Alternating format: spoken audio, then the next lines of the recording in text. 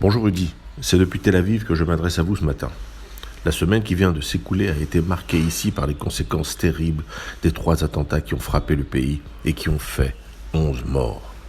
3 attaques terroristes islamiques dont les auteurs, de par leurs origines, a mis en avant la variété des dangers qui menacent Israël. La perte de frères et de sœurs arrachés à la vie pour la haine. Aux images déchirantes des enterrements s'opposent les images de liesse de certains habitants de Gaza, heureux de voir le sang d'Israéliens couler. À la fraternité s'oppose la haine et l'obscurantisme.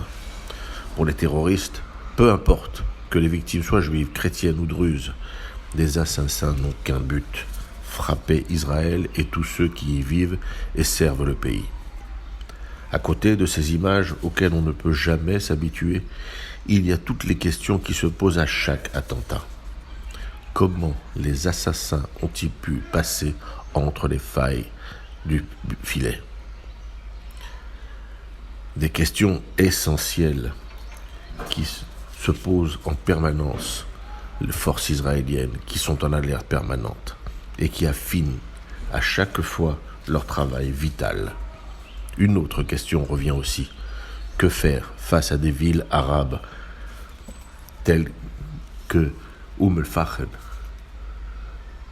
qui se trouvent en Israël et dont la population a la citoyenneté israélienne et qui est un bastion islamique où le Hamas règne parfois en maître.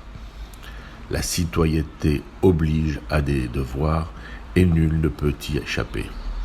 Ces militants anti-israéliens islamistes sont des tumeurs qu'il faut extirper, car elles pourrissent en réalité israélienne qui permet à tous les Israéliens de toute origine de vivre ensemble. En ce mois de Pessah, de Pâques et de Ramadan, prions pour qu'Israël puisse retrouver la sérénité et que le ciel protège et accompagne tous ceux et celles qui protègent le pays. Bonne fête à tous et à la semaine prochaine.